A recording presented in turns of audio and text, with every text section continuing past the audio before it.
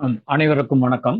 நம்ம லெனின் தேர்வு நூல்கள் 12 தொகுதியிலிருந்து பகுதி பகுதியாக வகுப்புகளாக பார்த்து வருகிறோம்.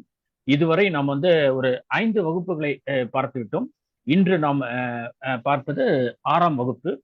இந்த 6ஆம் வகுப்பில் லெனினது 2 படைப்புகளை பார்க்க போகின்றோம். இந்த 2 படைப்பின் அடிப்படையில் தான் இன்றைய வகுப்புக்கான பொது தலைப்பாக ஏகாதிபத்தியமும் போரும் என்கின்ற தலைப்பு கொடுக்கப்பட்டிருக்கின்றது. இந்த லெனினது 2 படைப்பு என்ன என்று முதலில் பார்ப்போம். ஏகாதிபத்தியம் முதலாளித்துவத்தின் உச்சக்கட்டம் என்கின்ற ஒரு நூலும், போரும் ருஷ்ய சமூக ஜனநாயகம் என்கின்ற ஒரு சிறு கட்டுரை. இந்த ரெண்டையும் இணைத்து பார்ப்பது ஒரு புரிதலுக்கு, ஏகாதிபத்தியத்தை பற்றிய புரிதலுக்கும் ஏகாதிபத்தியம் போரை உருவாக்குவது பற்றிய புரிதலுக்கும் நமக்கு சரியாக இருக்கும் என்பதால் இன்றைய வகுப்பில் நாம் இந்த லெனினது 2 படைப்புகளை நாம் பார்க்கலாம்.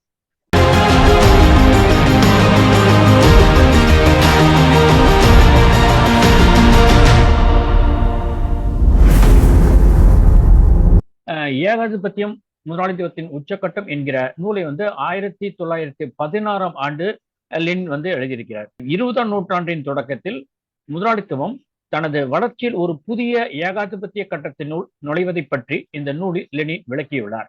இந்த நூலை லெனின் எழுதுவதற்கு இங்கிலாந்து நாட்டைச் சேர்ந்த முதலாளித்துவ பொருளாதார அறிஞரின் நூலை பெரிதும் பயன்படுத்திக் கொண்டதாக தன்னுடைய நூலில் முன்னரே லெனின் குறிப்பிட்டிருக்கிறார். ஏகாதிபத்திய கட்டத்து மார்க்சியம் லெனினியம் என்கிறோம். அதனால் ஏகாதிபத்திய பற்றி நாம் புரிந்து கொள்ள வேண்டியது அவசியமாகிறது. மார்க்சினுடைய மூலதன நூலையும் படிக்காமல் இன்றைய முதலாளித்துவத்தின் உள் முரண்பாட்டையும் அதற்கான தீர்வையும் நாம் அறிந்து கொள்ள முடியாது. ஆனால் மார்க்ஸ் காலத்து முதலாளித்துவம் ஏகாதிபத்தியமாக வளர்ந்துவிட்டது. இன்று ஏகாதிபத்தியமாக வளர்ந்துவிட்டது.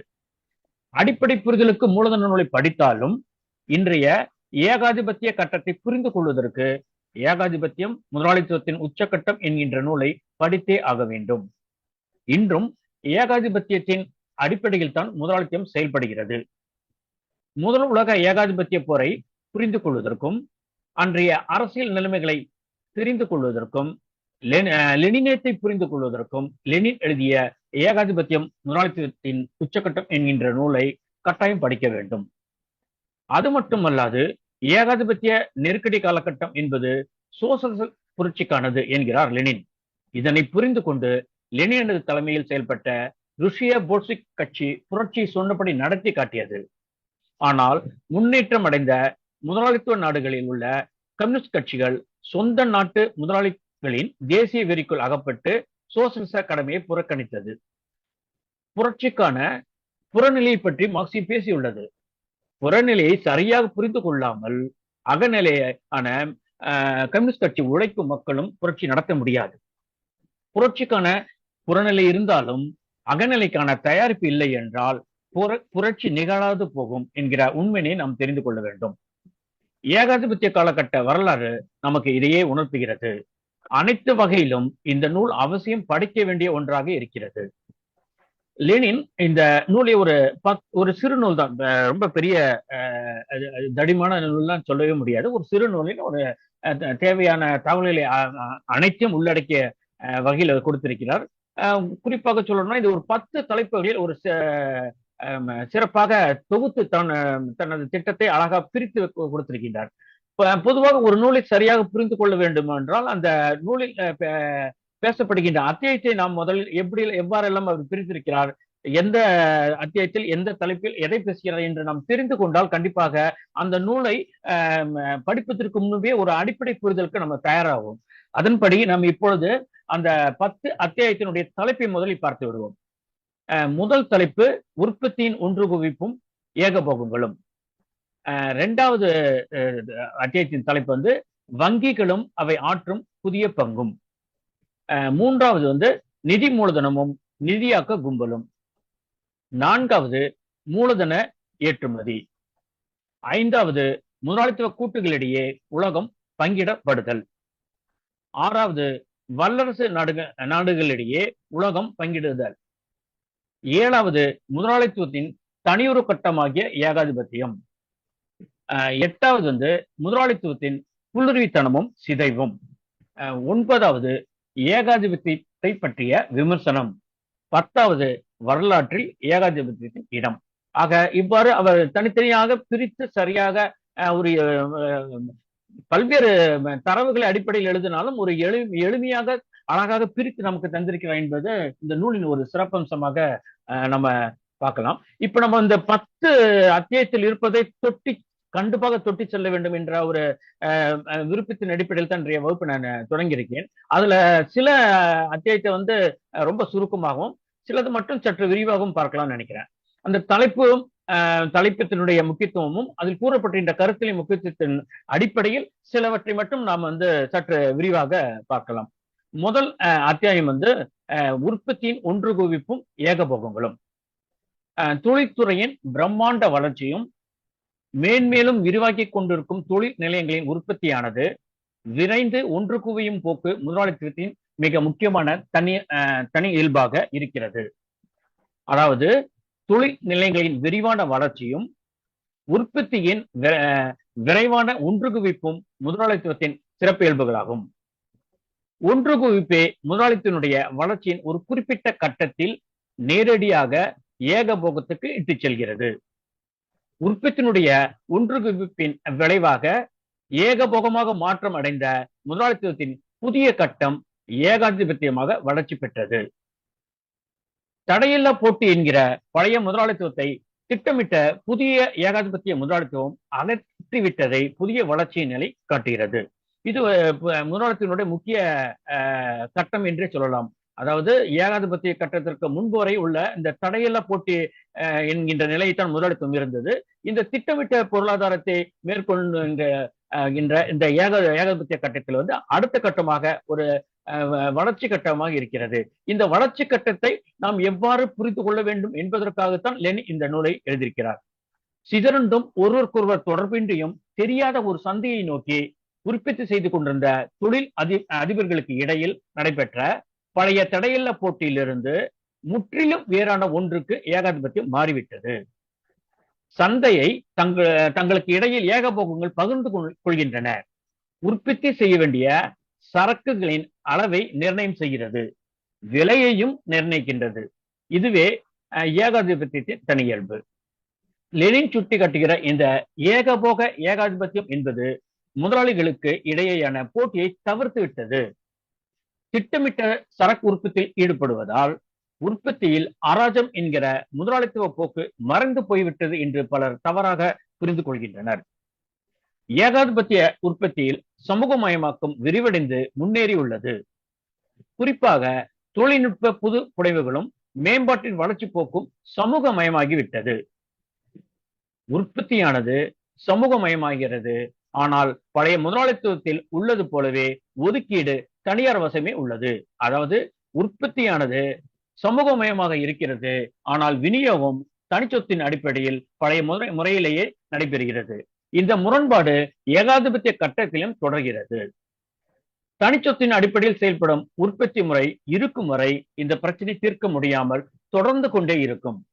இந்த உற்பத்தி முறையின் குறிப்பிட்ட இப்பிரச்சனை இந்த உற்பத்தி முறையினுள்ளேயே தீர்வு காண முடியாது. ஏனென்றால் இந்த பிரச்சனைக்கு காரணமே இந்த உற்பத்தி முறையாகும். இந்த உற்பத்தி முறையை வீழ்த்துவதின் வீழ்த்துவிட்டு அடுத்த உற்பத்தி முறையை மாற்றுவது தான் இந்த பிரச்சனைக்கு தீர்வாக இருக்குமே தவிர இந்த உற்பத்தி முறைக்குள்ளேயே இதற்கான தீர்வை நாம் தேடவும் முடியாது. ஏகாதிபத்திய கட்டத்திலும் சமூக உற்பத்தி சாதனங்கள் தொடர்ந்து ஒரு சிலரது தனிச்சொத்தாகவே இருக்கிறது. சம்பிரதாய முறையில் அங்கீகரிக்கப்படும் தடையில்லா போட்டியின் பொதுவான கட்டமைப்பை நீடிக்கவே செய்கிறது என்று லெனின் கூறுகிறார். அதாவது இந்த தடையில்லா போட்டி என்கின்ற பழைய முறை மறைந்து விட்டாலும் அதில் சம்பிரதாயமாக இருக்கின்ற அந்த போட்டி என்பது தொடர்ந்து கொண்டுதான் இருக்கிறது என்பதை தெளிவாக ஒவ்வொரு அத்தியாயத்திலும் அவர் கூறியிருக்கின்றார். ஆனால் இங்க பல பேர் வந்து தடையில்லா போட்டியை நீக்கிவிட்டு ஏகாதிபத்திய திட்டமிட்ட செயல்படுவதால் இங்க போட்டி கிடையாது, போருக்கான வாய்ப்புகள் கூட கிடையாது என்று தான் லெனின் கூறுகிறார் என்று பலர் இன்றும் கூறுவதை நான் கேட்டு வருகிறேன். ஆனால் அதற்கான ஆதாரம் இந்த நூல் எங்கேயுமே கிடையாது. இந்த ஒவ்வொரு அத்தியாயத்திலும் பார்த்தாலும் அப்படிப்பட்ட கருத்து கூறுகளுக்கு எதிரான கருத்துக்கள் தான் இருக்கிறது. அதைத்தான் இன்று நம்ம தொகுத்து நம்ம இன்னைக்கு கண்டிப்பா பார்க்க போறோம். ஒரு சிலராக இருக்கிற ஏகாதிபத்தியவாதிகள் ஏனைய மக்கள் மீது செலுத்தும் ஒடுக்குமுறை 100 மடங்கு கடுமையானதாகவும் அழுத்தமாகவும் சகிக்க முடியாதாக மாறிவிட்டது என்கிறார் லெனின். ஆக நிச்சயமாக தடையில போட்டி தான் நீங்கிவிட்டதே தவிர மற்ற அனைத்து முதலாளித்துவ பிரச்சனைகளும் முரண்பாடுகளும் அப்படியே தொடர்கிறது என்பதுதான் உண்மை. பழைய தடையில்லா போட்டி முடிவுக்கு வந்ததையும் ஏகபோக திட்டமிட்ட உற்பத்தி முறையாக வளர்ந்துள்ளதையும் பற்றி லெனின் கூறியதை மட்டும் கவனத்தில் கொண்டு அதன் உள் இயல்பான முரண்பாடு தொடர்வதை லெனின் குறிப்பிட்டு கூறியதை சிலர் கண்டுகொள்ளவே இல்லை. அதே நேரத்தில் திட்டமிட்ட உற்பத்தி என்று கூறியவுடன் முதலாளித்துவத்தின் பழைய உற்பத்தியில் காணப்பட்ட அராஜகம், அதாவது உற்பத்தியில் அராஜகம் என்று நம்ம குறிப்பிடுவோம்ல, அரசியல் பொருளாதாரத்திலும் சமூகம் பற்றி பேசும்போதெல்லாம், முதலாளித்துவ சமூகத்தை பற்றி பேசும்போதெல்லாம் உற்பத்தியில் அராஜகம் என்பதுதான் அதனுடைய தீங்கு. முதலாளித்துவ உற்பத்தியின்கான அடிப்படை தீங்கு மிகை உற்பத்தியும் அராஜக உற்பத்தியும் தான் அடிப்படை தீங்காக சொல்கின்றோம். அந்த இது மறைந்து போய்விட்டதாக சிலர் சொல்றாங்க. இந்த இல்லை, அவ்வாறு அது மறையவில்லை என்பதைத்தான் இந்த நூல் முழுக்கவும் லெனின் குறிப்பிட்டிருக்காங்க. ஏகாதிபத்தியத்தால் நெருக்கடிகள் இல்லாது ஒழித்துவிட முடியும் என்று பலர் பேசுகின்றனர். குறிப்பாக முதலாளித்துவ பொருளாதார அறிஞர் பரப்பி வரும் கட்டுக்கதை என்று லெனின் கூறுகிறார். இது இன்னைக்கு பேசுபவர்கள் அதே கருத்தை லெனின் காலத்திலும் ஏகாதிபத்தியத்தை பற்றி ஆய்வு செய்கின்ற காலகட்டத்திலும் பேசியிருக்கிறார்கள். அதனால அவர் லெனின் இதை குறிப்பிட்டு சொல்றார். குறிப்பாக இந்த முதலாளித்துவ பொருளாதார அறிஞர்கள் தான் ஏகாதிபத்திய நெருக்கடிகள் இல்லாது ஒழித்து விட முடியும் என்கின்ற கருத்துக்களை கூறுகின்றனர். அப்படிப்பட்ட கருத்துக்களைத்தான் பல தோழர்கள் இன்றும் கூறிக்கொண்டு வருகிறார்கள்.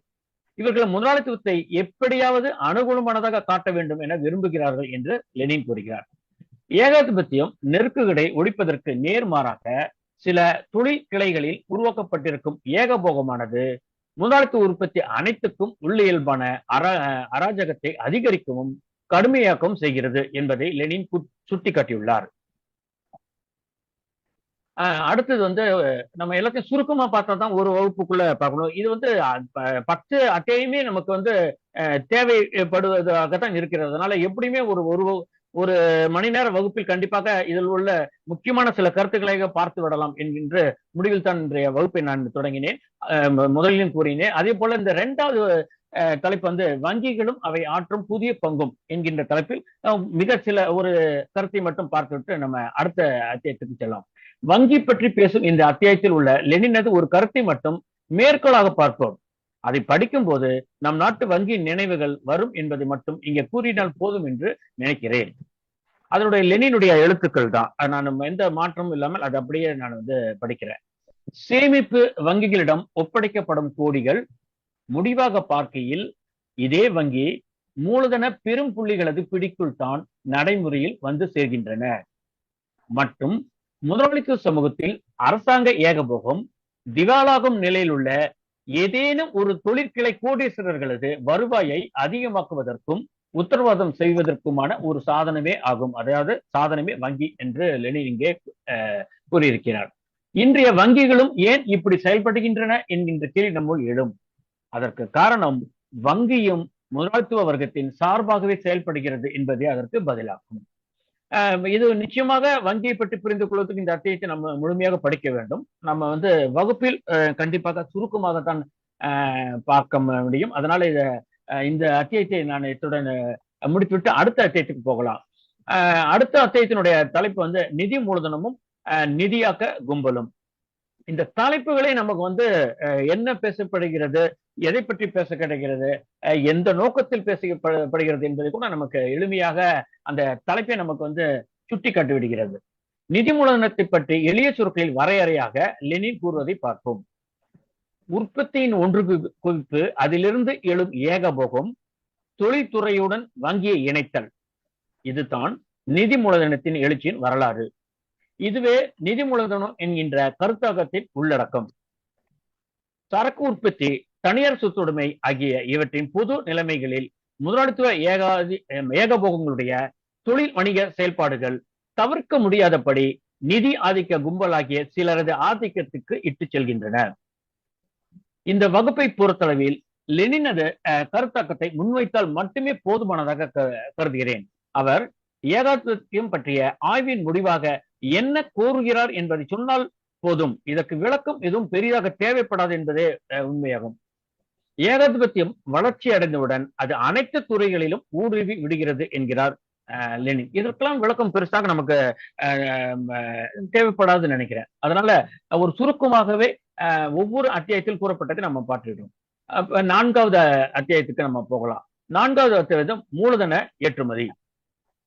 தடையில்லா போட்டி தனியாட்சி செய்த பழைய முதலாளித்துவத்தின் சிறப்பியல்பாய் இருந்தது சரக்குகளின் ஏற்றுமதி. ஏகபோகங்கள் ஆட்சி செய்யும் முதலாளித்துவ புதிய கட்டத்தின் சிறப்பியல்பாய் இருப்பது மூலதனத்தின் ஏற்றுமதி. அதாவது காலனி காலத்திய முதலாளித்துவத்தில் சரக்குகள் ஏற்றுமதி செய்யப்பட்டது. ஏகாதிபத்திய முதலாளித்துவத்தில் மூலதனம் ஏற்றுமதி செய்யப்படுகிறது. இதுவே இரண்டுக்கும் உள்ள அடிப்படை வேறுபாடு. மற்றபடி அதன் உள் முரண்பாடுகள் அனைத்தும் அப்படியே இருக்கின்றன. ஏகாதிபத்தியத்தில் முரண்பாடுகள் விரிவாகவும் வளர்ச்சியடைந்த வகையிலும் தொடர்கிறது. முதலாளித்துவம் வளர்ச்சி பெறுகிற போதெல்லாம் ஒரு குரல் ஒலிக்கிறது. அது என்னவென்றால், உபரியாய் இருக்கும் மூலதனத்தை புதிய துறைகளுக்கு பயன்படுத்துவதால் ஏழ்மையாய் வாழ்கின்ற பொதுமக்களின் வாழ்க்கை தரம் முதலாளித்துவத்தால் உயர்த்தப்படும். இப்படி போன்ற கருத்துக்கள் நம்முடைய தோழர்களுக்கு இடையில் கூட உண்டு. இது மாதிரி மூலதன பெருக்கத்தால் அந்த மூலத்தின் மூலம் பல தொழில் கிளைகள், தொழில் பிரிவுகள் தோன்றும். அதனால் ஏழைகளின் வாழ்வு பெருகும் என்ற கருத்துக்களும் இன்றும் நாம் கேட்டுக்கொண்டு தான் இருக்கின்றோம். நாம் காண்கின்ற இன்றைய வளர்ச்சி கட்டத்தில் கூட இப்படி பேசுபவர்கள் நம்ம தொடர்ந்து பார்த்துட்டு தான் இருக்கிறோம். முதலாளித்துவத்தின் உற்பத்தி முறைக்கு உரிய உள் முரண்பாட்டில் இருந்து விடுபடாத வரை, அதாவது முதலாளித்துவமாக இருக்கும் வரை ஏழ்மையை தவிர்க்க முடியாது என்கிற உண்மையை நாம் தெளிவாக புரிந்து கொள்ள வேண்டும். லெனின் என்ன சொல்றான்னு, எங்கும் இன்னும் அரைப்பட்டினியாகவும் ஏழ்மையாகவும் வாழ்கின்ற மக்கள் பெருந்திலரின் வாழ்க்கை தரத்தை முதலாளித்துவம் உயர்த்த முடியும் என்று முதலாளித்துவத்தின் குட்டி முதலாளித்துவ விமர்சகர்களால் அடிக்கடி முன்வைக்கப்படுகிறது. அவர்கள் கருதுவது என்னவென்றால், இன்று பின்தங்கி உள்ள விவசாயத்தை முதலாளித்துவத்தால் வளர்த்தோங்க செய்ய முடியுமானால் உபரி மூலதனத்தை பற்றி பேச்சுக்கே இடம் இருக்காது. இது போன்ற கருத்துக்கள் குட்டி முதலாளித்துவ சிந்தனை உடையவர்களிடம் மத்தியில் அதிகமாக காணப்படுகிறது.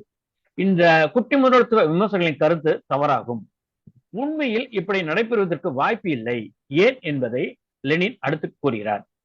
முதலாளித்துவமாக இருக்கும் வரை உபரி மூலதனமானது அந்த நாட்டின் மக்களது பெருந்திரளினரது வாழ்க்கை தரத்தை உயர்த்துவதற்காக பயன்படுத்தப்பட மாட்டாது.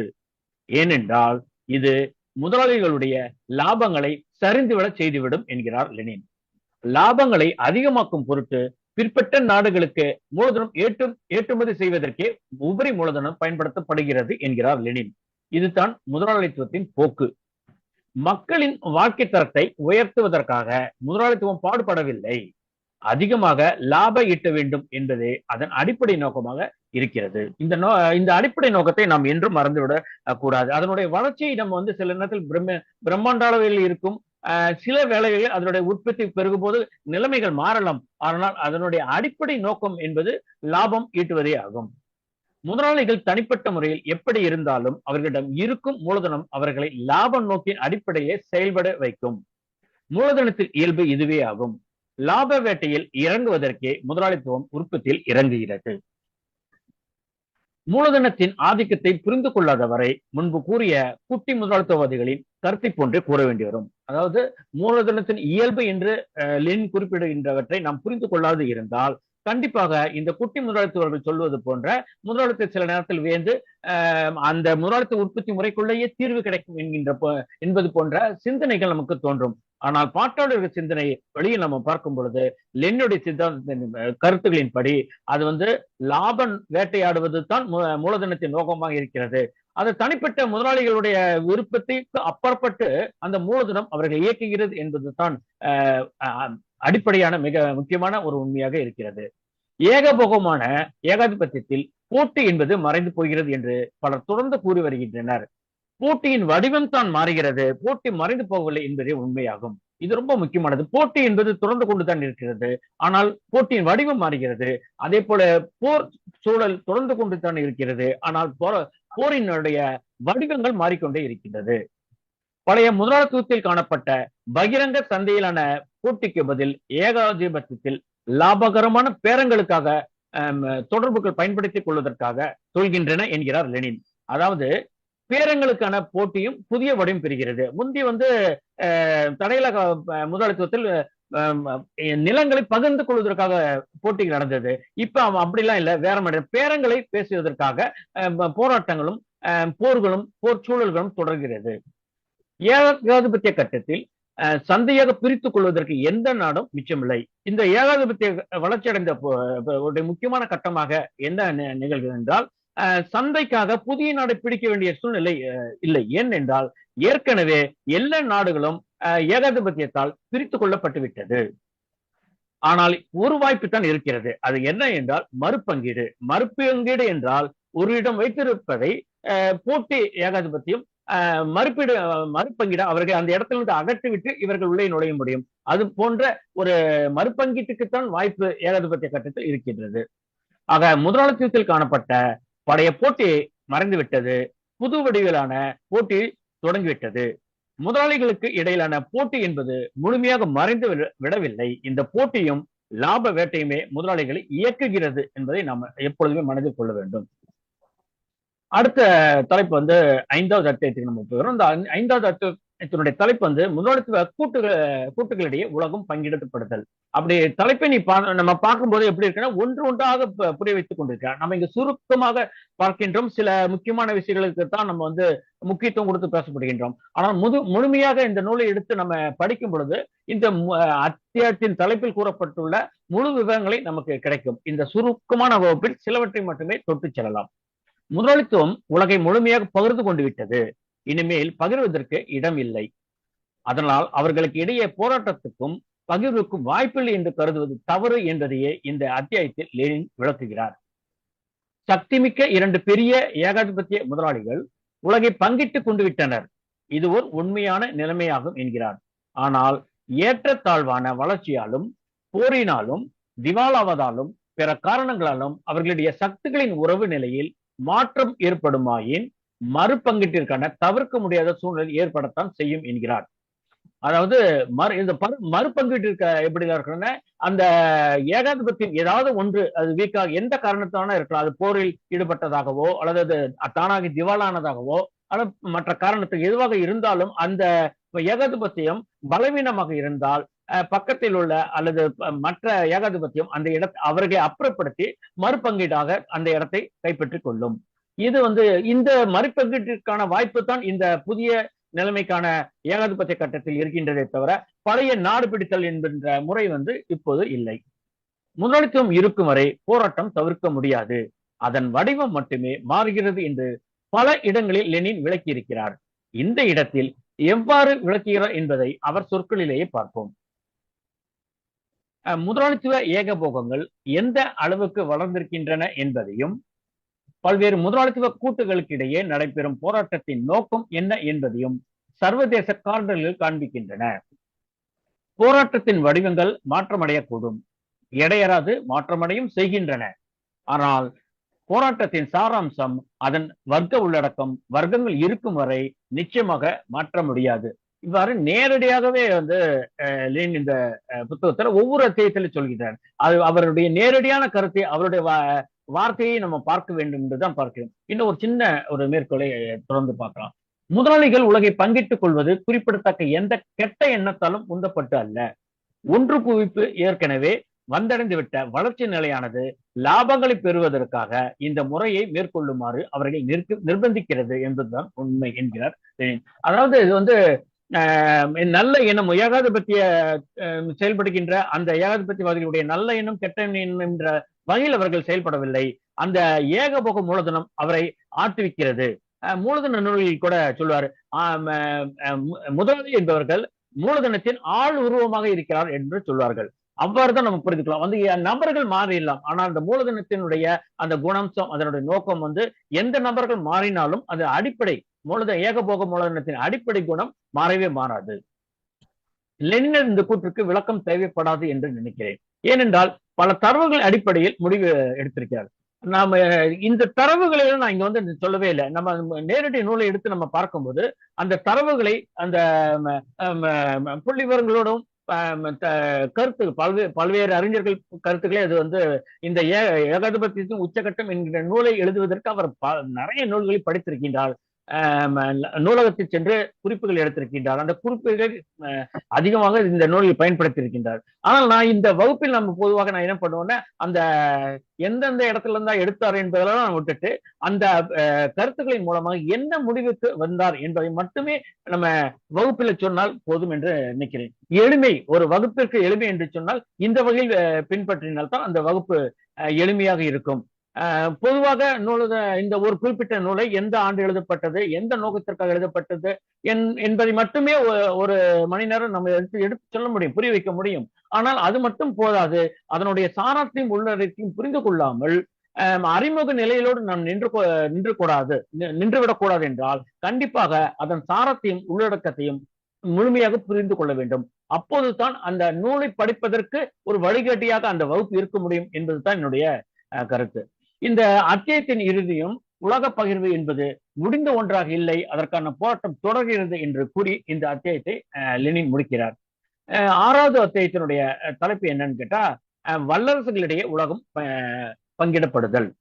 உலக பகிர்வு முடிந்துவிட்டது என்று கூறுவதால் முதலாளிகளுக்கு இடையே போராட்டம் முடிவுக்கு வந்து விட்டது என்று பொருள் அல்ல என்பதை நான் இந்த வகுப்பில் மீண்டும் மீண்டும் கூறி வருகிறேன். ஏனென்றால் பகிர்வு முடிந்துவிட்டது, அதனால் போராட்டமும் முடிவுக்கு வந்துவிட்டது. இனிமேல் முதலாளிகளுக்கு இடையே போராட்டம் கிடையாது என்று தவறாக பேசுறவர்களுக்கு பதிலளிக்கும் வகையில் நான் இப்படி கூறி வருகிறேன். ஆனால் லெனினும் இந்த நூலில் இதையே மீண்டும் மீண்டும் கூறுகிறார். அதனால் இப்படி இந்த வகுப்பில் கூறியது கூறல் வருவதை பார்த்து இது கூறியது கூறல் என்கின்ற குற்றத்திற்கு ஆளாகாது. ஏனென்றால் லெனினே தன்னுடைய நூலில் ஒவ்வொரு அத்தியாயத்திலுமே இதை மீண்டும் மீண்டும் வலியுறுத்துவதற்காக கூறியிருக்கிறார் என்பதை நாம் புரிந்து கொள்ள வேண்டும். பகிர்வு முடிவிட்டு விட்டது என்பது மறுபங்கீட்டிற்கு சாத்தியமில்லை என்கின்ற பொருளில் கூறப்படவில்லை என்கிறார். அதான் பகிர்வு முடிந்து விட்டதுன்னு சொன்னா மறுபங்கீட்டிற்கெல்லாம் வாய்ப்பு இல்லை என்பது கிடையாது. அது சாத்தியம் இல்லாமல் இல்லை, சாத்தியம் இருக்கின்றது என்பதுதான் நாம் தொடர்ந்து பார்த்து கொண்டிருக்கின்றோம். முதலாளித்துவ நாடுகள் இந்த உலகில் பிடிக்கப்படாத பரப்புகள் கைப்பற்றப்படுவதை நிறைவு பெற செய்துவிட்டது என்னும் பொருளில்தான் பகிர்வு முடிவுற்றதாக கூறப்படுகிறது. ஆனால் இனி மறுபங்கீட்டுக்குத்தான் வாய்ப்பு இருக்கிறது. அதாவது ஒரு உடைமையாளரிடம் இருந்து இன்னொருவருக்கு மாற்ற முடியும். உடைமையாக்கப்படாத பரப்புத்தான் கிடையாதே தவிர மறுபங்கீட்டிற்கு வாய்ப்பு மட்டுமே இப்பொழுது இருக்கிறது என்கிறார் லெனின். இவ்வளவு தெளிவாக லெனின் கூறிய பிறகும் மறுபங்கீடு என்பது அவ்வளவு பெரிய போராட்டமாக இருக்காது, மறுபங்கீடு கட்டத்தில் போர்களோ பெரிய போராட்டம் இருக்காது என்று கருத்து சொல்பவர்கள் தொடர்ந்து இன்றைக்கும் இருந்து கொண்டுதான் இருக்கிறார்கள். ஆனால் அதற்கான ஆதாரம் என்பது லெனினுடைய நூலில் இல்லை என்பதுதான் பெரிய உண்மையாக இருக்கிறது.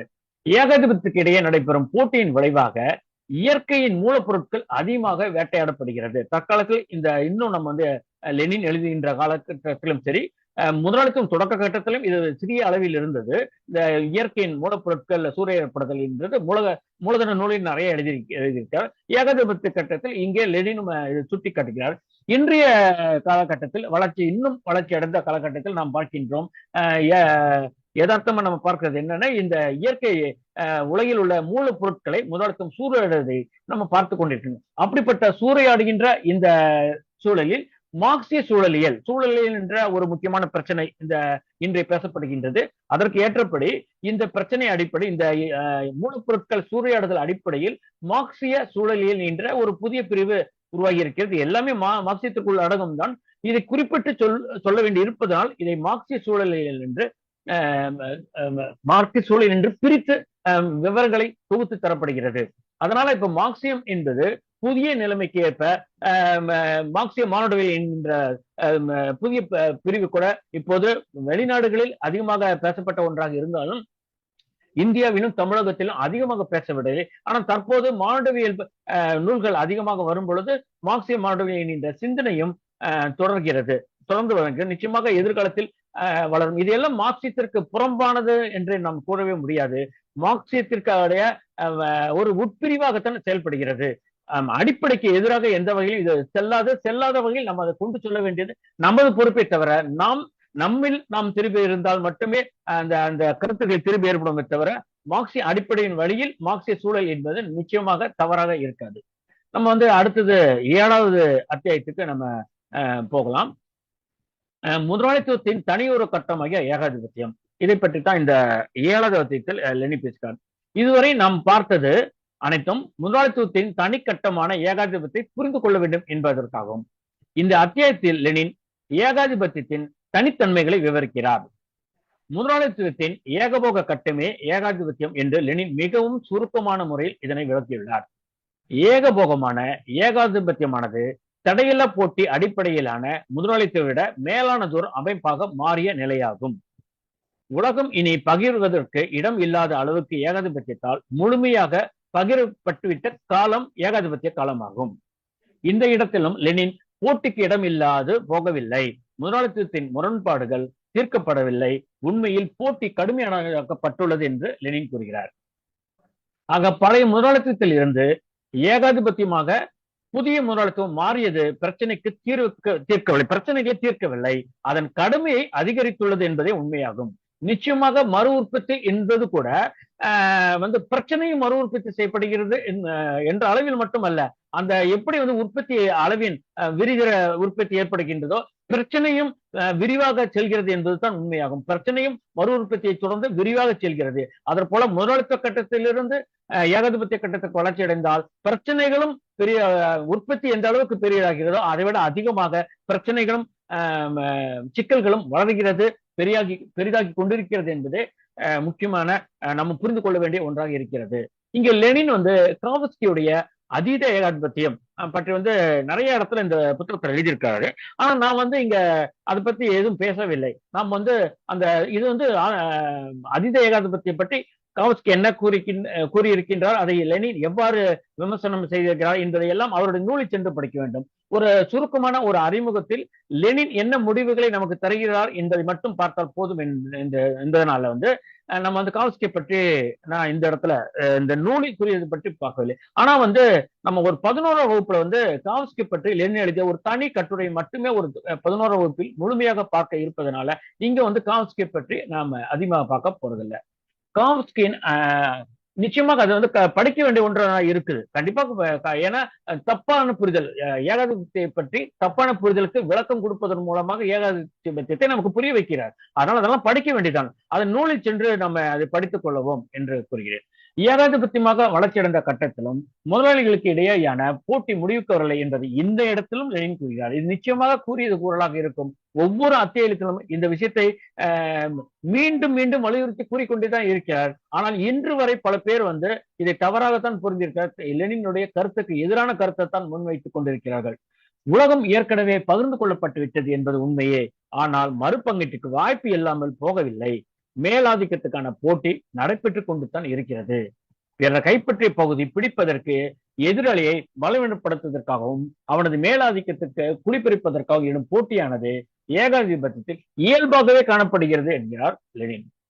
ஆக ஏகாதிபத்திய கட்டத்தையும் போட்டியும் போரும் தவிர்க்க முடியாததாகவே இருக்கிறது. போரின் வடிவமும் பழைய முறையிலேயே இல்லாது இந்த கட்டத்துக்கு உரிய முறையாக நிச்சயமாக மாறும் என்பதை நாம் கவனித்துக் கொள்ள வேண்டும். அடுத்தது நம்ம 8வது அத்தியாயத்துக்கு இப்போ முதலாளித்துவத்தின் புல்லுரித்தனமும் சிதைவும். இந்த தலைப்புல இந்த அத்தியாயத்தினுடைய தலைப்புல சிதைவுக்கு பதில் அழுகல் என்கின்ற சொல்லைத்தான் தமிழ் மொழியாக்கத்தில் அதிகமாக கையாளுகிறார்கள். அது உண்மையாக சிதைவு என்பதுதான் சரியாக இருக்கிறது. சிதைவு என்பது அழுகல் தவறான சொல்லல, அதை விட சிதைவு என்பது பொருத்தமான சொல்லாக இருப்பதனால் நான் இந்த இடத்துல முதலாளித்துவத்தின் புல்லுரித்தனமும் சிதைவும் என்கின்ற சொல்லையை நான் பயன்படுத்துகிறேன். ஏகாதிபத்தியம் முதலாளித்துவத்தின் உச்சகட்டம் என்கின்ற நூலை லெனின் சுமார் 110 ஆண்டுகளுக்கு எழுதி ஆயிடுச்சு. 110 ஆண்டுகள் கடந்து விட்டது. ஆனா இந்த நூலை பற்றிய தவறான கருத்துக்கள் தொடர்ந்து கொண்டுதான் இருக்கிறது. இந்த தவறான கருத்துக்களை பரப்புவர்கள் உண்மையில் இந்த நூலை முழுமையாக படித்து கருத்துரைக்கவில்லை. மேலோட்டமாக தலைப்பை வைத்துக் கொண்டு அல்லது சில துண்டு துண்டான சொற்களை மட்டும் பிடித்துக் கொண்டு பேசுகிறார் என்பதுதான் உண்மை. ஏன் எப்படி சொல்ல வேண்டியிருக்கா, இந்த ஒவ்வொரு அத்தியாயத்திலும் எதை மறுத்து அவர் பேசியிருக்கிறாரோ அந்த கருத்துக்கு மாறான கருத்துக்களை பலர் பேசிக் கொண்டிருப்பதனால தான் அந்த கருத்து பரவலாக சென்று கொண்டிருக்கிறது. அந்த கருத்து கீழே வரைக்கும் போயிட்டு இன்னைக்கு வரைக்கும் உச்சகட்டம் சொன்னது ஏன் உச்சகட்டம் சொல்லியிருக்காரு, அழுகல்னு சொல்லியிருக்காரு, சிதைவின்னு சொல்லியிருக்காரு. அப்படி இருந்து ஏன் இந்த ஏகாதிபத்தியம் அழியவில்லை என்கின்ற ஒரு கேள்வித்தான் கேட்டுக்கொண்டே இருக்கிறார்கள். இதை அவர் என்ன பொருளில் சொல்லியிருக்கிறார் என்பதை லெனின் சொல்லியிருக்கார் என்பதை நாம் புரிந்து கொள்ளாமல் இருப்பவர்கள் தான் இந்த கருத்துக்களை தொடர்ந்து பிடித்துக் கொண்டிருக்கிறார். அது முன்பே லெனினே கூறியது போல இந்த குட்டி முதலாளித்துவ சிந்தனை உடையவர்கள் இந்த முன்பின் உள்ள நிலைமைகளை புரியாமல் ஒரே விஷயத்தை கொண்டதே அதனுடைய லிட்டரி, அதாவது அந்த நேர்பொருள், அந்த எழுத்தில் இருக்கின்ற நேர்பொருளையே புரிந்து கொண்டிருக்கிறார்கள். நிச்சயமாக அதற்கான விளக்கங்களை எந்த சூழலில் பேசப்பட்டது என்பது எல்லாமே நூல்கள், அந்த முழு நூலை நாம் படிக்கும் போது தெளிவாக புரிந்து கொள்ள முடியும். புரிந்து கொள்ளும் வகையில் தான் எளிமையாகத்தான் அவர் எழுதியிருக்கின்றார். மூலதன நூலை விட இந்த நூல் ஏகாதிபத்தியத்தின் உச்சக்கட்டம் லெனின் எழுதியது எளிமையாகத்தான் இருக்கிறது என்பதில் எந்த மாற்று கருத்துக்கு இடம் இல்லை என்று தான் சொல்ல வேண்டும். பழைய தடையில்லா போட்டி முதலாளித்துவத்தில் திட்டமிடுதல் இல்லாததால் உற்பத்தியில் அராஜகம் நிலவியது. ஏகபோகமான ஏகாதிபத்தியில் திட்டமிட்ட உற்பத்தியை நிகழ்வதால் உற்பத்தியில் அராஜகம் நிகழ்வதற்கு வாய்ப்பில்லை. இந்த தவறான கூற்றை நாம் ஏற்கனவே பார்த்தோம். அதே போல இந்த அத்தியாயத்திலும் முதலாளித்துவத்தின் புல்ரித்தனம் சிதைவு என்று பெயரிட்டுள்ளது. இந்த கருத்து பல இடத்துல சொன்னாலும் இந்த ஒரு தனி தலைப்பிட்ட இந்த விஷயத்தை பற்றி லெனின் பேசுகிறார். இதனுடன், அதாவது முதலாளித்துவத்தின் புல்லுரித்தனமும் சிதைவும் என்கின்ற இந்த அத்தியாயத்தின் தலைப்பையும் இந்த நூலின் பெயரில் உள்ள முதலாளித்துவத்தின் உச்சகட்டம் என்பதையும் இணைத்து லெனின் ஏகாதிபத்தியம் உச்சகட்டம் என்றும் சிதைவு என்றும் அழிவு என்றும் கூறிவிட்டார். ஆனால் ஏகாதிபத்தியம் இன்றும் லெனின் கூறியதற்கு மாறாக நிலைத்து நிற்கிறது என்று கூறுபவர்களை தொடர்ந்து நம்ம பார்த்து கொண்டுதான் இருக்கின்றோம். அவர்களுக்கு நிச்சயமாக அந்த கருத்துக்கள் தவறான கருத்து. அந்த மூல நூல்களை நாம் எடுத்து படிக்கும் பொழுதும் இது தொடர்புள்ள பல நூல்கள் எழுதியிருக்கின்றார். இந்த நூல் மட்டுமல்ல, அது நிச்சயமாக புரியும் விதத்தில் எளிமையாகத்தான் இருக்கிறது. அப்படி எளிமையாக இருப்பதை ஏன் இவ்வளவு தவறாக புரிந்து கொண்டும் அதை பரப்பிக் கொண்டும் இருக்கிறார் என்று எனக்கு தெரியவே இல்லை.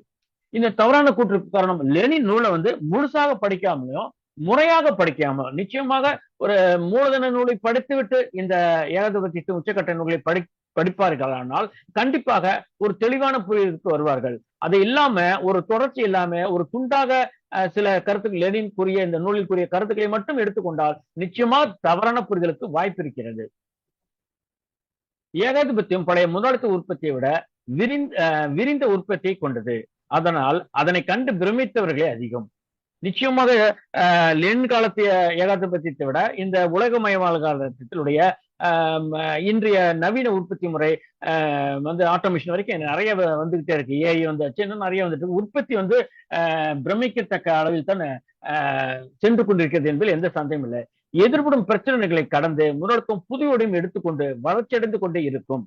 நிச்சயமாக வளர்ந்து கொண்டிருக்கும். ஆனா இவங்க சில பேர் என்ன சொல்றாங்க, இந்த வளர்ச்சிக்கு முடிவெல்லாம் கிடையவே கிடையாது, இந்த பிரச்சனையும் கடந்து எவ்வாறு செல்கிறதோ இந்த வளர்ச்சியும் புதிய எல்லையை தொட்டுக்கொண்டே போகும், முதலாளித்துவத்திற்கு அழிவில்லை என்றே பலர் கூறி வருகின்றனர். ஆனா தோழர்கள் மத்தியிலே இந்த முதலாளித்துவ அறிஞர்கள் சொன்னால் பரவாயில்லை, அதாவது கம்யூனிஸ்டுகள் மத்தியில் இருக்கின்ற தோழர்கள் கூட இது போன்ற கருத்துக்களை கூறி வருகிறார்கள். நிச்சயமாக இந்த நூலில் முழுமையாகவும் முறையாகவும் படிக்கும் பொழுது நிச்சயமாக அந்த கருத்துக்கு எதிரான கருத்துக்கள் அந்த நூல் முழுதும் பக்கங்கள் முழுதும் நிறைந்திருக்கிறது என்பதுதான் உண்மையாகும். இந்த அத்தியாயத்தின் தொடக்கத்தில் லெனின் குறிப்பிட்டு சொல்கிறார், ஏகாதிபத்தியின் ஒரு குறிப்பிடத்தக்க தன்மையை பலர் விவாதிப்பதில்லை. அது என்னவென்பதை பார்ப்போம். ஏகபோகமான இந்த ஏகாதிபத்தியத்திலும் பரிவர்த்தனை சரக்கு உற்பத்திக்கும் போட்டிக்குமான பொதுவான சூழல் தீர்வு காண முடியாத முரண்பாடு காணப்படுகிறது. ஏகபோகமான ஏகாதிபத்தியத்திலும் தவிர்க்க முடியாதபடி தேக்கத்துக்கும் சிதைவுக்குமான போக்கு காணப்படுகிறது. ஆக இவ்வாறு தெளிவாக லெனின் சொல்லிதான் இருக்கிறார். அதுதான் நான் முன்பே கூறியது போல மேலோட்டமாக படிப்பது அல்லது முழுமையாக படிக்காமல் இருப்பது, தலைப்பை மட்டும் பிடித்துக் கொண்டிருப்பது, அப்படிப்பட்டவர்கள் தான் தவறான கருத்துக்களை பரப்பிக் கொண்டிருக்கிறார்கள். நிச்சயமாக தெளிவாகவும் விளக்கமாகவும் விரிவாகவும் தான் லெனின் இந்த புத்தகத்தில் எழுதியிருக்கிறார். முதலாளித்துவத்தின் கீழ் ஏகபோகம் ஒருபோதும் முழுமையாகவும் மிக நீண்ட காலமாகவும் உலக சந்தை போட்டியை அகற்ற முடியாது என்கிறார் லெனின். மேலும் தொழில்நுட்ப மேம்பாடுகளையும் புகுத்துவதும் உற்பத்தி செலவை குறைப்பதும் லாபங்களை அதிகரிப்பதற்கும் தேவையான முயற்சிகளை செய்து கொண்டே இருக்கிறது. இதனால் ஏகபோகத்தின் தன்மை குறிப்பான தேக்கத்திற்கும் சிதைவுக்குமான போக்கு தொடர்ந்து கொண்டிருக்கிறது. சில நாடுகளில் குறிப்பிட்ட காலங்களுக்கு இந்த போக்கு மேலங்கிவிடவும் செய்கிறது. பொதுவாக இந்த ஏற்ற இறக்கங்கள் என்று சொல்ல சில பகுதியில் ஏற்றம் அதிகமாக இருக்கும், இறக்கம் பரவலாக இருக்கும். அதனால இது ஒரே மாதிரி தான் இருக்கும் என்று நம்ம புரிந்து கொள்ள முடியாது. எந்த சூழ்நிலையில் என்ன நிலை இருக்கின்றதோ அந்த அந்த நிலையை நம்ம புரிந்து கொள்வதன் மூலமாகத்தான் நம்முடைய நடவடிக்கை செயல்பாட்டை, அரசு செயல்பாட்டை நம்ம வகுத்துக் கொள்ள முடியும். அதனால கண்டிப்பாக அந்த நிலை என்ன வளர்ச்சி நிலை இருக்கிறது என்பதில் ஆய்வு செய்வதில் நம்ம மிகவும் கவனமாக இருக்க வேண்டும். லெனின் கூறியின் சாராம்சத்தை புரிந்து கொள்ளாமல் வார்த்தைகளை மட்டும் தூக்கி பிடித்துக் கொண்ட சிலர் லெனின் இங்கே சிதைவு தொடர்கிறது, குறிப்பிட்ட காலங்களில் மேலோங்குகிறது என்று தான் கூறியுள்ளார் என்று விளக்கம் கொடுப்பார். அப்படி தப்பான புரிதலுக்கு வந்தவர்கள் என்ன செய்யறாங்க, லெனின் சொல்கின்ற இடத்தை கூட படித்து தப்பு தப்பா, அதாவது என்ன காலத்து என்ன சூழ்நிலையில் எந்த நேரத்தில் கூறப்பட்டது, அதற்கு மேல என்ன சொல்லியிருக்கா இதை என்பது எல்லாமே பார்க்காமல் இவர்களுக்கு தேவையான, இவர்களை வைத்திருக்கின்ற முடிவுகளுக்கு தேவையான சில லெனினுடைய வார்த்தைகளை மட்டும் பிடித்துக் கொண்டு விளக்கம் கொடுப்பது ஒரு பெரிய தவறான கருத்தாகும். எதையுமே நம்ம போன வகுப்பில் நம்ம தேசிய பிரச்சனை அப்படித்தான் சொன்னோம். ஒருங்கிணைந்து லெனின் என்ன கூறினார் என்பதை நாம் தெளிவாக பெற வேண்டும் முதலில். அப்புறமா தான் அந்த குறிப்பிட்ட சூழ்நிலைக்கு ஏற்ப அந்த கோட்பாட்டை நம்ம பயன்படுத்த வேண்டும். அது இல்லாமல் இந்த குறிப்பிட்ட சூழ்நிலைக்கு சில முடிவுகளை நாம் வைத்துக் கொண்டு அதற்கேற்ப மார்க்சியோ லெனியோ இழுத்து வருவது என்பது மிகவும் தவறான செயல். நிச்சயமாக அது சரியான மார்க்சிய அடிப்படையிலான செயலாக நம்ம கொள்ளவே முடியாது. இந்த இடத்துல ஒரு சின்ன மேற்கோளாக லெனின் சொன்னதை அப்படி நம்ம பார்க்கலாம். தொழிலாளர்களிடையே பிளவுபடுத்தி அவர்களுடைய சந்தர்ப்போதத்தை வளம் பெற செய்து தொழிலாளர் இயக்கத்தில் தற்காலிக சிதைவை உண்டாக்கியதாக ஏகாதிபத்தியத்திற்குரிய இந்த போக்கு, தற்காலிக சிதைவை உண்டாக்கியதாக ஏகாதிபத்திய இந்த போக்கு கிரேட் பிரிட்டனில் 19ஆம் நூற்றாண்டு இறுதிக்கும் 20ஆம் நூற்றாண்டின் தொடக்கத்துக்கும் மிகவும் முன்னதாகவே வெளியாயிற்று என்பதை குறிப்பிட வேண்டும். இது எந்த கட்டத்தில் வெளியானது, எப்படிலாம் சிதைவு அது தற்காலிக சிதைவு. இங்க அதான் அந்த சிதைவின்னு சொன்ன உடனே இவங்க என்ன நினைக்கிறாங்கன்னா அது ஒரு நிலைத்த தன்மையாக நினைச்சிட்டு இருக்காங்க. இந்த நெருக்கடி கட்டத்தை தான் இங்க சிதைவு என்பது நம்ம அடுத்ததுதான் கூட இந்த பொருளாதார நெருக்கடி சொல்கிறோம். பொருளாதார நெருக்கடி கடந்து ஏற்றம் வரும், பூம் வரும், அது வேற, வளர்ச்சி படிப்படியாக வளரும், திருப்பி நெருக்கடி வரும். அந்த சுழற்சியை பற்றி அரசியல் பொருளாதாரத்தில் நம்ம மிகை உற்பத்தி அப்படி தொடர்ச்சியாக நம்ம பார்க்கின்றோம். அப்ப புரிந்து கொள்ளப்படாமல் வெறுமனையாக அழுகல் சிதைவு என்று சொல்லிவிட்டார் என்பது மொட்டையாக புரிந்து கொள்வது மிகவும் தவறான புரிதலுக்கு தான் இட்டு செல்லும். இங்கே லெனின் தற்காலிக சிதைவை பற்றி தான் பேசியுள்ளார். அதாவது வளர்ச்சியை தொடர்ந்து ஏற்படுகிற நெருக்கடி பற்றி தான் பேசுகிறார் என்பதை நாம் கவனித்துக் கொள்ள வேண்டும். நிச்சயமாக சிதைவு என்பது நெருக்கடி, அழுகல் சிதைவு என்பது எல்லாமே நெருக்கடி கட்டத்தை தான் குறிக்கிறது. அந்த வளர்ச்சி கட்டத்தை பூமாக வளர்ச்சி பெறுகின்ற கட்டத்தை அவர் குறிப்பிடவில்லை என்பதை நாம் கவனத்தில் கொள்ள வேண்டும். இந்த ஏகாதிபத்திய உச்சக்கட்டம் என்கின்ற நூல் ஏகாதிபத்தியம் அழுகின்ற நிலையில் உச்சத்துக்கு சென்று சிதைகின்ற நிலையில் இருக்கும் போது எழுதப்பட்டது. அதை நாம் பயன்படுத்தினால் மட்டும்தான், அந்த சிதைவை பயன்படுத்தினால் மட்டும்தான் நம்ம புரட்சியாகவோ மற்றதாகவோ மாற்ற முடியும். புறநிலையும் அகநிலையும் இணைய வேண்டும். அதையெல்லாம் நம்ம தொடர்ந்து நம்ம பார்க்கலாம். இந்த புறநிலை இந்த புறநிலை நம்ம புரிந்து கொண்டதால் தான் இந்த ருஷ்யாவில் புரட்சி நடந்தது. இந்த புறநிலை, அதாவது லெனின் அந்த ஏகாதிபத்திய கட்டத்தில் ஏகாதிபத்தினுடைய புறநிலை எவ்வாறு இருக்கிறது என்று கூறுகிறார். அது சிதைவாகவும் அழிவாகவும் உச்ச நிலையில் வளர்ந்து ஒரு நெருக்கடி கட்டத்தில் இருக்கின்றது. அந்த நெருக்கடி அது என்ன செய்யும், அந்த நெருக்கடி தீர்ப்பதற்காக தான் போரில் இறங்குகிறது என்றெல்லாம் தெளிவாக இந்த புத்தகத்துல சொல்லியிருப்பாரு. அதனால இந்த புறநிலை என்கின்ற கருத்தை கண்டிப்பாக நம்ம புரிந்து கொள்ள வேண்டும். தற்செயல் என்பதெல்லாம் கிடையாது. இந்த வளர்ச்சி என்பது நிச்சயமாக ஒரு கட்டத்தில் விஞ்ஞான அணுகுமுறை என்று மார்க்சியத்தை நம்ம எந்த அடிப்படையில் கூறுகின்றால் புறநிலையின் அடிப்படையில் நாம் முடிவு எடுப்பது எல்லாமே விஞ்ஞான அணுகுமுறையாக இருக்கும். புறநிலை புரட்சிக்கு புறநிலை புரட்சிக்கு அவசியமானதான். ஆனா அகநிலை என்கின்ற அந்த கம்யூனிஸ்ட் கட்சியும் உழைக்கும் மக்களும் இந்த புறநிலை புரிந்து கொள்ளாது போனால் கண்டிப்பாக அந்த புரட்சி தவறி போய்விடும் என்பதுதான் உண்மையாகும். புறநிலையோடு அகநிலையும் இணையும் போதுதான் புரட்சி என்று நிகழுமே தவிர வெறுமனைய எழுச்சி மட்டுமே புரட்சியை தராது.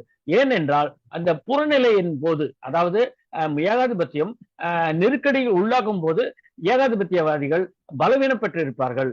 பொதுவாக என்றும் கம்யூனிஸ்ட் கட்சியோ உழைப்பாளர்கள் பலவீனமாக இருக்கின்ற அந்த கட்சியும் அந்த உழைப்பாளர்களும் இந்த நெருக்கடி நேரத்தில் பலம் பெற்றவர்களாக இருப்பார்கள். குறிப்பாக சொல்ல வேண்டுமானால் எதிரியான ஏகாதிபத்தியத்தை விட பலம் பெற்றவர்கள். அவர்கள் பலவீன இறங்க முகத்தில் இருப்பார்கள். நாம் ஏறு முகத்தில் அந்த நேரத்தில் இருப்போம். அந்த நேரத்தில் புரட்சி இருக்கும். இன்று கூட வந்து அணு ஆயுதம் வரைக்கும் இன்னைக்கு வந்து வளர்ந்தாச்சு, கண்காணிப்பு தொடர்ந்துகிறது, நம்ம என்ன பேசுகின்றோம், எந்த அடிப்படையில் பேசுகின்றோம் என்பதெல்லாம் சுரண்டு மருகும் ஆளுநரும் கண்காணித்துக் கொண்டிருக்கிறது.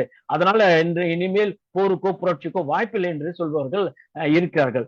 நிச்சயமாக இது வந்து எப்படி வந்து முதலாளித்தினுடைய வளர்ச்சியை மட்டுமே பார்த்துட்டு இருக்கிறார்களோ, அதே போல அரசனுடைய அந்த ஆதிக்க நிலையை மட்டுமே பார்த்துட்டு இருக்காங்க. இந்த நெருக்கடி நிலத்தில் இந்த பொருளாதார நெருக்கடின்னு சொல்றோம்ல, அது வந்து ஜெனரல் கிரைசிஸ் சொல்லுவாங்க, பொது நெருக்கடி என்று சொல்லுவாங்க. ஏனென்றால் இந்த பொருளாதார நெருக்கடி என்ன பண்ணும்னா, அனைத்து நெருக்கடிக்கும், அந்த அரசியல் நெருக்கடி, கலை நெருக்கடி, பண்பாட்டு நெருக்கடி, எல்லா நெருக்கடியும் அது கொண்டு செல்லும். கண்டிப்பாக அது வந்து அந்த ஜெனரல் கிரைசிஸ் நேரத்தில், அந்த பொது நெருக்கடி நேரத்தில் வந்து அரசும் சுரண்டு மறுக்கும், பலவீனப்பட்டு போகும். அது இறங்குமுகத்தில் இருக்கும், அதனுடைய பலம் வந்து இறங்குமுகத்தில் இருக்கும். கம்யூனிஸ்ட் கட்சியினுடைய பலமும் உழைப்பாளர்களுடைய உழைப்பாளர் வர்க்கத்தினுடைய பலம் வந்து ஏறிக்கொண்டிருக்கும். அதனால வந்து புரட்சிக்கான சூழலில் கண்டிப்பாக நாம் பலமாக இருப்போம், எதிராளிகள் பலவீனமாக இருப்பார்கள். நிச்சயமாக புரட்சிக்கு வாய்ப்பு இருக்கிறது. புரட்சியை வந்து யாரோட விருப்பத்தின் சார்ந்தது அல்ல, புறநிலை சார்ந்தது என்பதை நிச்சயமாக புரிந்து கொள்ள வேண்டும். இந்த நூலின் வந்து 10வது அத்தியாயத்துல சொன்னதை இந்த இடத்துல சேர்த்து நம்ம பார்த்தா நல்லா இருக்கும் நினைக்கிறேன். 19ஆம் நூற்றாண்டில் ஏற்பட்ட பொருளாதார நெருக்கடியின் போது உருவான போரை உள்நாட்டு போராக மாற்ற வேண்டும் என்கிற அகிலத்தின் வழிகாட்டுதலின்படி ருஷ்ய புரட்சி கட்சி மட்டுமே செயல்படுத்தி புரட்சியை நிகழ்த்தி காட்டியது. இதனை புரிந்து கொள்ளாது ஜெர்மனிய கம்யூனிஸ்ட் தலைவர்களாகிய ஜெர்மனுடைய கம்யூனிஸ்ட் தலைவர்களை பின்பற்றி கம்யூனிசத்தின் புரட்சிகர தன்மையை இழந்து உள்நாட்டு தேசிய வெறிக்கு ஆட்பட்டு முதலாளித்துவத்துடன் ஒன்று கலந்து சந்தர்ப்பவாதத்தில் மூழ்கியது. இன்றைய வகுப்பை அறிமுக செய்யும் தோழர் கூட இதை அருமையாக ரொம்ப சுருக்கமாக சொன்ன. இதுதான் அடிப்படை. வந்து இந்த நேரத்துல என்ன ஆயிடுச்சுன்னா, இந்த முடிவு, இந்த போல்செவிக்குகள் பின்பற்றிய இந்த ஏகாதிபத்திய கட்டம் ஒரு போரில் இறங்குமானால், அந்த போர் நேரத்தில் அந்த போரை உள்நாட்டு போராக மாற்ற வேண்டும். அகிலத்தில் இருக்கின்ற கம்யூனிஸ்ட் கட்சிகள் எல்லா அனைவரும், அதில் உள்ள தலைவர்கள் அனைவரும் தங்களுடைய கட்சிகளின் கொண்டு உழைப்பாளர் மக்களுக்கு இதை புரிய வைத்து உள்நாட்டு போராக மாற்ற வேண்டும் என்பதாகத்தான் இருந்தது. ஆனா என்ன ஆயிடுச்சுன்னா, அதுவும் குறிப்பாக முக்கிய தலைவர்கள் எல்லாமே வந்து தேசிய அந்த சொந்த நாட்டினுடைய தேசிய வெறிக்கு ஆட்பட்டு சந்தர்ப்பவாதிகளாக மாறி போனார்கள். இதை பற்றி இந்த புத்தகத்தை நிறைய சொல்லிட்டு தான் இருப்பாரு. அதனால இன்னைக்கு இதுவும் அது இன்னொரு கட்டுரை பார்க்க அந்த இடத்துலயும் வந்து இது மாதிரியான நிலைமைகளை பற்றி நிச்சயமாக விவரமாக இருப்பார். நம்ம அடுத்ததுக்கு நம்ம அப்படியே போவோம். 9வது இப்ப வந்து நம்ம வந்து 9வது அத்தியாயத்துக்கு வந்திருக்கோம். இது வந்து ஏகாதிபத்தியை பற்றிய விமர்சனம் அப்படின்னு வைக்கிறார். ஏகாதிபத்தியத்தை பற்றிய விமர்சனம் என்பது சமூகத்தின் வெவ்வேறு வர்க்கங்களும் அவற்றின் பொது சித்தாந்தத்தின் தொடர்பாக ஏகாதிபத்திய கொள்கை குறித்து அனுசரிக்கும் போக்கு என்கிறார் லெனின். பொருளாதார சாராம்சத்தில் ஏகாதிபத்தியமானது ஏகமாக முதலாளித்துவமாகும். இதுவே வரலாற்றில் ஏகாதிபத்தியத்தின் இடத்தை நிர்ணயிக்கிறது. அந்த ஏகபோக நிலையைத்தான் ஏகாதிபத்தியமாக வளர்ச்சி. ஏகபோக நிலை, அதாவது ஒரு பொருளை பல்வேறு முதலாளிகள் உற்பத்தி செய்கின்ற நிலையை நீக்கிவிட்டு சில முதலாளிகள் சில பொருட்களை ஏகபோகமாக உற்பத்தியில் இறங்குவது தான் ஏகபோக கட்டம். அந்த ஏகபோக கட்டமே ஏகாதிபத்தியம். இதுதான் இலக்கணமாக எது ஏகாதிபத்திய கட்டத்தை எது நிர்ணயிக்கின்றது என்பதை ரொம்ப சுருக்கமாக தான் சொல்லியிருக்காரு. ரொம்ப இந்த விரிவாக விளக்கமாக புரிந்து கொள்வதற்கு கண்டிப்பாக அந்த மூல நூல்களை சென்று படிக்க வேண்டும். பொதுவாக இந்த வழிகாட்டும் வகுப்புகள், வழிகாட்டும் நூல்கள் எல்லாமே வந்து மூலதன நூலை சென்று படிப்பதற்கு தான் உதவுமே தவிர, இந்த வழிகாட்டும் வகுப்போ வழிகாட்டும் நூல்களோ கண்டிப்பாக மூல நூலை படித்துக் கொண்டதற்கு சமம் என்ற பொருளில் நம்ம என்னைக்குமே இருக்கக்கூடாது. நிச்சயமாக அதனுடைய சாரத்தையும் மற்ற எதை சொன்னாலும் சொந்தமாக அந்த மூல நூலை படித்து அதனுடைய கருத்துக்களை அந்த வழிகாட்டியாக கொள்ளலாம். இந்த வழிகாட்டியாக நூல்களை சொல்வதும் வழிகாட்டியாக வகுப்பில் சொல்லப்பட்டது கூட சரியா தவறா என்பதை மூல நூலை படித்துத்தான் முடிவு செய்ய வேண்டும். தடையில்லா போட்டி என்கின்ற பழைய முதலாளித்துவத்தை ஏகபோகமான திட்டமிட்ட புதிய ஏகாதிபத்திய முதலாளித்துவம் அகற்றிவிட்டது. இந்த ஏகாதிபத்தியத்தில் போட்டியும் நெருக்கடியும் மறைந்து போகவில்லை, முன்பை விட அதிகரித்துள்ளது. பழைய முதலாளித்துவத்துடைய அதிகமான தேக்கத்தையும் கூடுதலான சிதையும் கொண்டதாக ஏகாதிபத்தியம் காணப்படுகிறது. இங்கே இதே விஷயத்தை திரும்பி திரும்பி திரும்பி சொல்றாரு. அதனால இவ்வளவு தெளிவாகவும் இவ்வளவு வலிந்தும் சொல்லப்பட்ட பிறகும் கூட இந்த தப்பான புரிதலுக்கு வந்து நான் நிச்சயம் நிறைய பேர் சந்திச்சிருக்கேன். நானும் இந்த புத்தகத்திலும் இதேவாறு கூறியது குரலாக இருப்பது மட்டுமல்ல, நானும் கூறியது குரலாக ஏன் திருப்பி திருப்பி சொல்லிட்டே இருக்கிறேன், ஒவ்வொரு அத்தியத்தில் எடுத்து எடுத்து சொல்லிட்டு இருக்கிறேன்னா, இது போன்ற கருத்துக்கள் வந்து நிறைய இருக்கிறது. அது விவாதிக்கின்ற இடங்களில் நிறைய இருக்கின்ற, மற்ற இடங்கள் அதிகம் அரசியல் செயல்பாட்டில் இடங்கின்ற அது அதிகமா இருக்காது. ஆனா விவாதிக்கின்ற இடங்களில் வந்து இது அதிகமாக பேசு பொருளாக இருக்கிறது. ஏகாதிபத்தியம் பற்றிய லெனின் விமர்சனம் அதில் உள்ள முரண்பாடுகளை சுட்டிக்காட்டி அதை தூக்கி எறிவதை பற்றி பேசுகிறது. காவட்ஸ்கியின் ஏகாதிபத்தியம் பற்றிய கோட்பாடு ஏகாதிபத்தியத்தின் அடிப்படை முரண்பாடுகளை மறைத்து மெருகேற்றி தொழிலாளர் இயக்கத்தில் சந்தர்ப்பவாதத்தை இணைக்கிறது. காவட்ஸ்கியின் ஏகாதிபத்திய கோட்பாடு மார்க்சியத்துடன் முற்றிலும் ஒத்து போகாத போக்குடையதாக இருக்கிறது. இந்த இடத்துல வந்து காவட்ஸ்கி வந்து குறிப்பிடாம இருக்க முடியல. ஏனென்றால் இந்த இந்த இடத்துல வந்து லெனின் என்ன சொல்லியிருக்காரு, இந்த தவறான போக்கு எங்க இருக்குன்னு சொல்றதுனால இந்த காவட்ஸ்கியோட ஒத்த கருத்தை நான் கண்டிப்பா இந்த இடத்துல நான் பதிவு செய்திருக்கேனே தவிர, மற்றபடி காவட்ஸ்கியுடைய அனைத்து கருத்துமே இந்த நூலில் வந்து லெனின் வந்து மார்க்சிய அடிப்படையில் விமர்சித்திருக்கிறார். கண்டிப்பாக அந்த நூலில் சென்று காவட்ஸ்கி பற்றிய கருத்துக்களுக்கு எதிராக லெனின் என்ன வைத்தார் என்பதை நாம் வந்து கண்டிப்பாக அங்க போய் படிக்கணும். வந்து இப்ப அடுத்து 10வது அத்தியாயத்துக்கு வந்து நம்ம வந்துட்டோம்.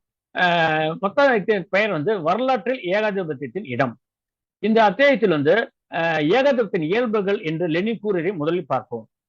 ஏகபோகங்களான ஏகாதிபத்திய கும்பல் ஆதிக்கத்துக்கான முயற்சிகளை செய்கின்றன. ஒரு சில மிகுந்த வலிமையான தேசங்கள் அதிக எண்ணிக்கையிலான சிறிய தேசங்களையும் பலவீனமான தேசங்களையும் சுரண்டுகிறது. இவை அனைத்தும் ஏகாதிபத்தியத்தின் தனிப்பட்ட குறிப்பான இயல்புகளாகும். இத்தகைய இயல்புகளை கொண்ட ஏகாதிபத்தியத்தை புல்லுரித்தனமானது என்றும் அழுகி வருகின்ற நிலையில், அதாவது சிதைவுறு நிலையில் உள்ளது என்றும் லெனின் கூறுகிறார். மேலும் இந்த சிதைவு முதலாளித்துவத்தின் விரைவான வளர்ச்சிக்கு இடமில்லாதபடி செய்வதாக கருதுவது தவறு என்று லெனினே குறிப்பிட்டிருக்கார்.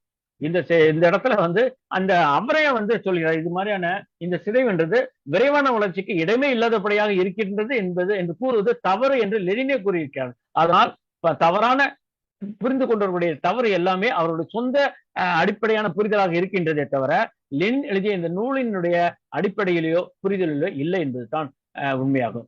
ஏகாதிபத்திய உற்பத்தி முறை மேன்மேலும் சமூகமயமாகிறது. அதன் விநியோகம் தனியுடைமை அடிப்படையில் நடைபெறுகிறது. முன்பே பார்த்தது போல ஏகாதிபத்தியம் சிதைவு கட்டத்தில் இருக்கிறது. இந்த விநியோக பிரச்சனை தான் வந்து மிகை உற்பத்தி கட்டத்திலும் இந்த பொருளாதார நெருக்கடி கட்டத்தில் ஏற்படுகின்றது. ஆனால் உற்பத்தி என்பது சமூகமயப்பட்டதாக இருக்கிறது. இந்த உள் முரண்பாடு அது முதலாளித்துவமாக இருந்தாலும் சரி, ஏகாதிபத்தியமாக இருந்தாலும் சரி, உலகமயமாதல் கட்டமான இன்றைய நிலைமை இந்த நிலை மாறவே இல்லை. உற்பத்தி வந்து சமூகமயமாகத்தான் இருக்கின்றது. விநியோகம் தனி சொத்தின் அடிப்படையில் நடைபெறுகின்றது. இந்த புறநிலை புரிந்து கொண்டு அகநிலையான கம்யூனிஸ்ட் கட்சி உழைக்கும் மக்களும் புரட்சியில் இறங்க வேண்டும். அழுகிய மேலோடு, அதாவது சிதைவரும் மேலோடு அகற்றப்படுவது செயற்கையான முறையில் தாமதப்படுத்தப்படுமாயின் தவிர்க்க முடியாத முறையில் இந்த மேலோடு அழுகியே செல்லும், அழுகிய நிலையிலே தொடர்ந்து செல்லும். நீண்ட காலத்துக்கு இந்த மேலோடு இருந்து வரலாம், ஆனால் தவிர்க்க முடியாதபடி இம்மேலோடு எப்படியும் அகற்றப்பட்டு விடும் என்று தெளிவாக விளக்குகிறார் லெனின். அதாவது இந்த நம்ம முன்பே சொன்னது போல புறநிலையும் அகநிலையும் இணைந்தால்தான் புரட்சி நிகழும். இந்த புறநிலையை பயன்படுத்தாது போனால், இந்த புறநிலை புரிந்து கொள்ளாது போனால், அந்த புரட்சிகர சூழ்நிலையை பயன்படுத்தாமல் போனால் அந்த புரட்சி நிலைமை தவறி போய்விடும், நம்ம செய்யாமல் போய்விடும் என்று சொல்கிறார். அப்படி நம்ம செய்யாது விட்டால் கண்டிப்பாக எதிர்காலத்தில் இதே நிலைத்தான் தொடரும் என்று சொல்ல முடியாது. அந்த அகநிலை வளர்ச்சியும் தயாரிப்பும் நம்ம இறங்கும் போது கண்டிப்பாக இந்த நிலை மாறும். அதனால எதிர்காலத்தில் இது மாறக்கூடியதுதானே தவிர இன்று தப்பித்து விட்டதனால் நிச்சயமாக முதலாளித்துவம் தொடர்ந்து நிலை பெற்று விடும் என்று நாம் கருதவே முடியாது. ஏகாதிபத்தியத்தின் அதீத வளர்ச்சி முரண்பாட்டையும் சேர்த்து வளர்க்கிறது. இந்த முரண்பாடு ஏகாதிபத்தியத்தின் சரிவாக காட்சி தருகிறது.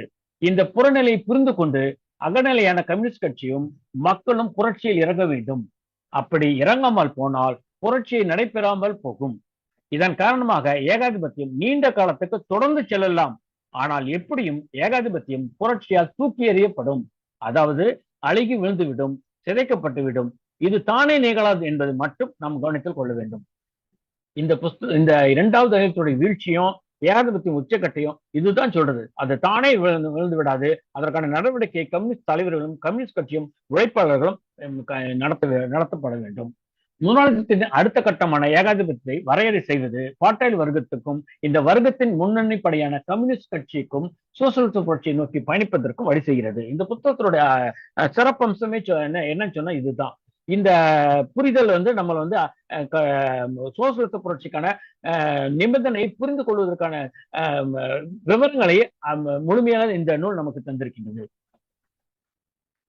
இது வந்து இத்துடன் வந்து இந்த நூலை, அதாவது ஏகாதிபத்திய உச்சகட்டம் என்ற நூலை வந்து முடித்துக் கொண்டு நாம் இன்னும் ஒரு சுருக்கமாக இந்த போரை பற்றி, இந்த ஏகாதிபத்திய போரை பற்றி முன்கூட்டியே கணித்து லெனின் என்ன சொல்கின்றார், அதாவது போரும் ருஷ்ய சமூக ஜனநாயகம் என்ற தலைப்பில் என்ன கூறுகிறது என்பதை பார்த்து இன்றைய வகுப்பை நம்ம வந்து முடித்துக் கொள்ளலாம் நினைக்கிறேன். ஏகாதிபத்தியத்துக்கும் போருக்கும் இடையே உள்ள தொடர்பை பற்றி தான் இந்த நூல்ல வந்து சிறு கட்டுரையில வந்து சொல்லியிருக்கிறார். இந்த காலகட்டத்துல வரிசையில வந்து இந்த நூல் வந்து இதுக்கு முன்னாலே பேர் என்ன, ஏகாதிபத்தியத்தின் உச்சக்கட்டம் என்ற நூலுக்கு முன்னால் எழுதினதுதான். ஆனா நம்ம ஏகாதிபத்தியத்தை முழுமையாக புரிந்து கொண்டு போரை பற்றி ஓரளவுக்கு அதில் பார்த்து விட்டு இந்த இடத்துல நம்ம இரண்டாவதாக பார்க்கின்றோம். கால வரிசையில் இது வந்து பழைய நூல், இது முந்தின நூல். இந்த ஏகாதிபத்தியத்தின் உச்சக்கட்டத்துக்கு எழுதப்பட்டதுக்கு முந்தின நூல். இந்த நூல் வந்து 1914 ஆண்டே வந்து லெனின் எழுதிவிட்டார்.